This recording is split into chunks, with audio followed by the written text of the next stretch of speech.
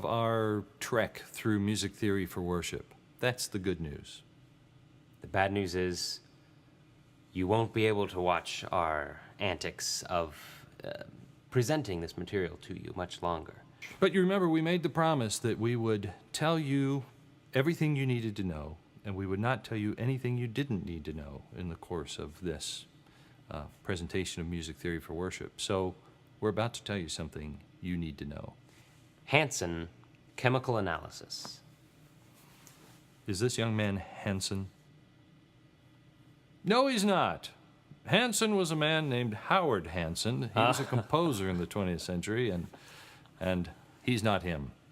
But these are helpful because they measure the amount of dissonance in a vertical sonority. Well, that's helpful for the snooty people who are analyzing 20th century music.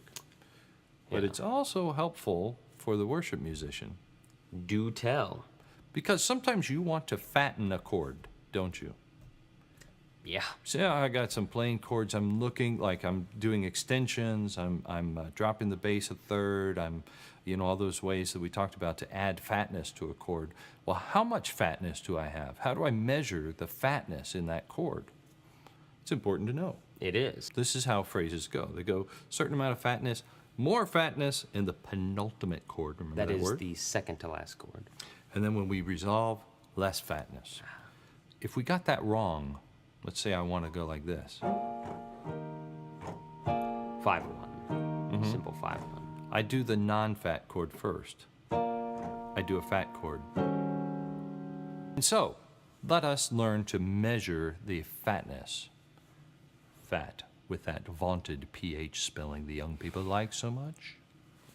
What we're going to do is measure every interval within this vertical sonority, or this chord. Measure every interval. We start with the lowest note, and we look at the next note up. If it was a second or a third or whatever, we just mark that, okay?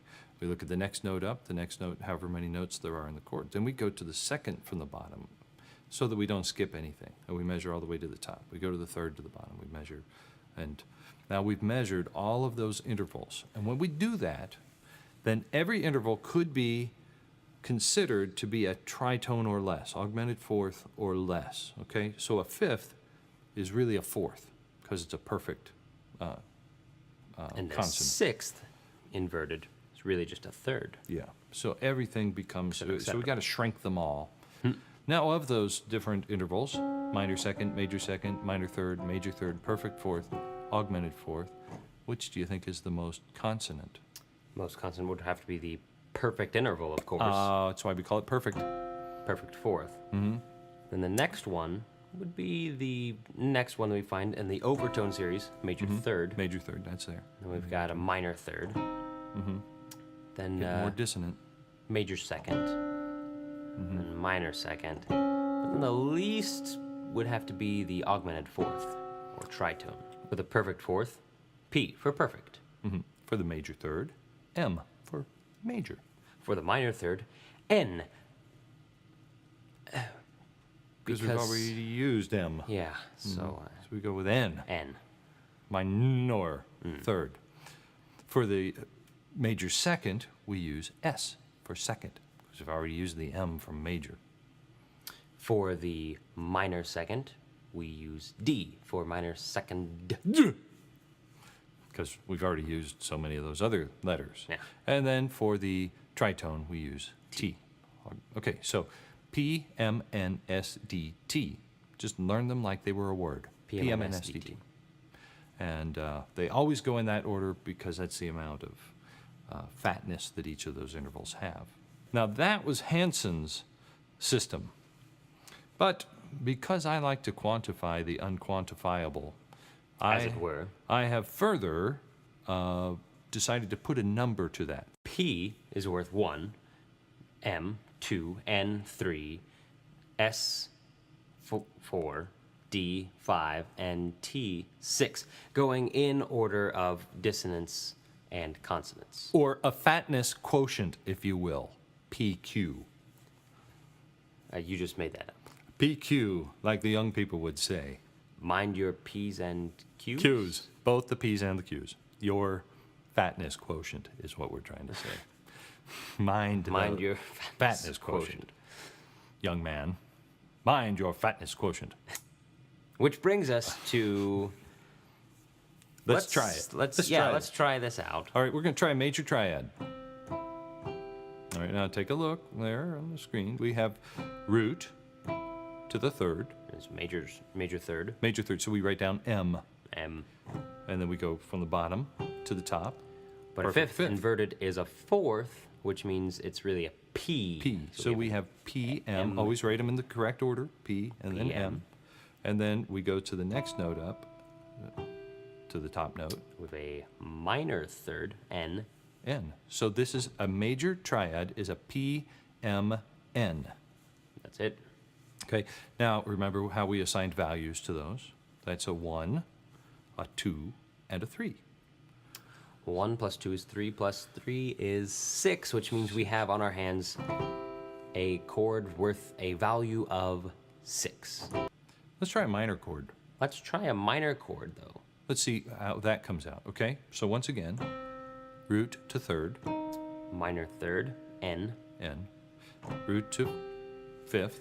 5 inverted is 4, which is a P. P, N. And then third to fifth. Major third is an M, which means we have the exact same thing, P, M, N. Ah, Value so maybe of you've wondered, 6. Is a major chord or a minor chord more dissonant? Answer, They're the same. they're the same. They both have a major third, they both have a minor third, and they both have a perfect fourth. At that point, it's your opinion. Okay, so we just learned a little something there. Yeah. All right.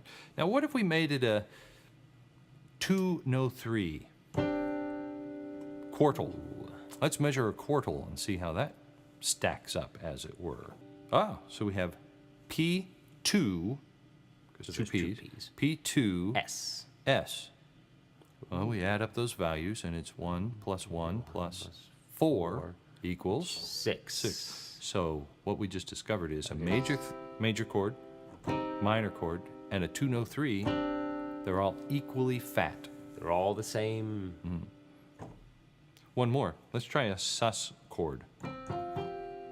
P2S. So a C sus is the same as a C2 no 3 as far as the intervals that make it up. There are 2 perfect intervals, and there's a major second. All these chords with a value of a 6. So we could use all of those, and they are equally fat. Or less fat. They have a PQ of 6. Now, Seventh. what if we were to get a nested string of sevenths?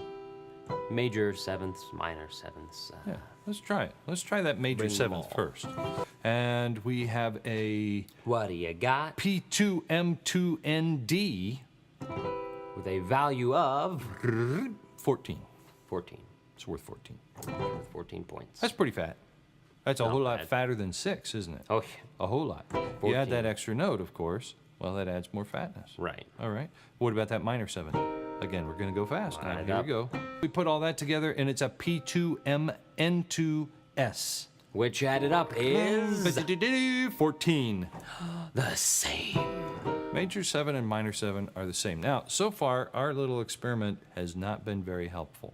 Because What we've we got find just a out bunch is of 14s. and they're a bunch of 6s. 6s, they're a bunch of 14s. But. Let's make a dominant 7th, right? Oh, okay. All right. Remember, it has a tritone in it. That's where the tension Ooh, comes. tritone that is really- worth a lot of points. Yeah. So 6 to be let's see specific. here. All right, we're gonna just do the dominant 7th. Here we go. We say that's a PMN2ST. You notice how the later letters are showing up? N2, S, and T. Add up the numbers. Well, they're going to get a higher number, and it is 19. 19. Say major 7th, minor 7th. Those are both 14s. 14. Just by changing this one half step right there, I suddenly make that a lot fatter. Yeah. So because that chord has a tritone in it, the dominant 7th has a tritone in it, it's very dissonant. Now, how's it going to sound if I resolve from a tritone chord, a dominant 7th, to a plain old triad? According to Hanson, he would say That's a good resolution. that's a lot of fatness 'Cause you go from to a a lot of 19 simplicity. to a 6. 19 to a 6. Okay.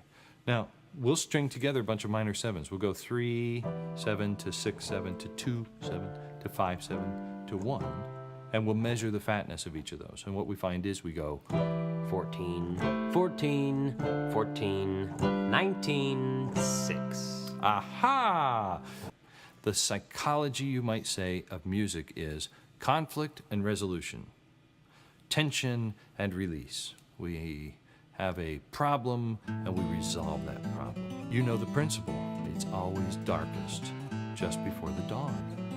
Or before a really big storm.